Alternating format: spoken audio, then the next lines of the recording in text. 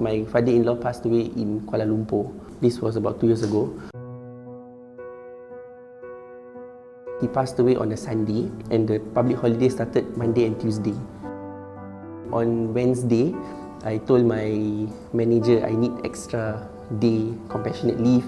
I wasn't granted.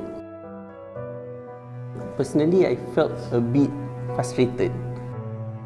But when it comes to death of beloved or marriage, for example, we do not have a law that entitles employers to give leave for their employees. So what we advise usually is, of course, for the employee to get leave from their annual leave, or if they do not have annual leave, they can take their no-pay leave.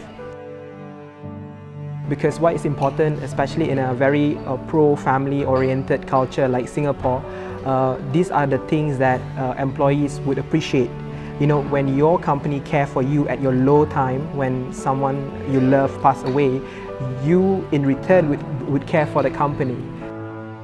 I mean, if related to parents or parents-in-law or like spouse like that, longer better. Because it happened to one of my friend, which is like my ex-colleague. If I'm not wrong, only given 3 days.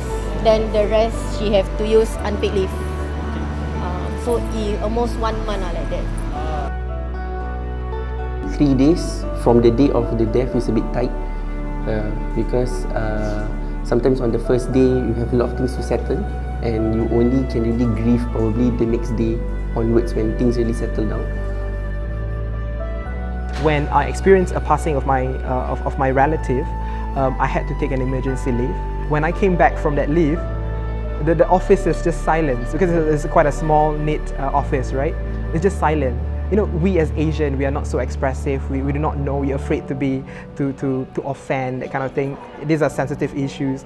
So it's just silent, which is weird for me because it brings me even down, you know, even more down. I thought, you know, they can cheer me up. I think personally is to listen, to actually take the case by case instead of, you know, being very rigid with rules and regulation. In my department, we did have an intern who's actually in his 3rd year of his polytechnic studies. So very sadly, he lost his father just halfway through his internship. He had, I think, if I'm not wrong, 4 siblings, and his father was the only sole breadwinner of the family. So internships usually last for, let's say, fixed durations, about 6 months. So I think what my manager did was, I think was very thoughtful of him, is to allow him to extend his internship voluntarily. Because just an example, just not but just death lah. Example is for myself, my child gets sick during the working hours, or my mom needs help during the working hours, they would usually just grant time off like that they don't need me to apply for leave or anything. If it's a genuine case, they allow you to go off. Yeah, so I think that is, for me, that's compassionate culture really.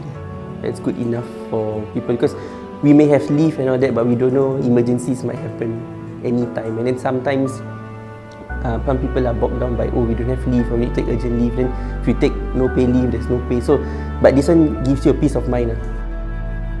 Yeah, I think we keen to try such workshop just to find out more, like how I can actually learn to empathize with colleague who has just lost a loved one. I think that will be good for our company. It will be very healthy, to understand all our colleagues, and also at the same time to help them. Definitely, I think that will be useful, because I don't think we are exposed to all this, and like you said, it's not every day that someone dies and all that. So how to react is a very good way to start, from employers and colleagues around us.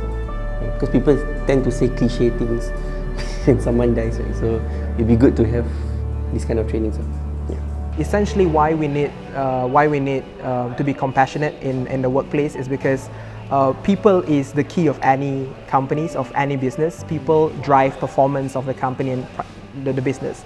So I just want to put the people back into the company.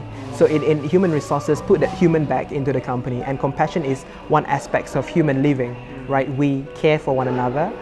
We we empathize with one another.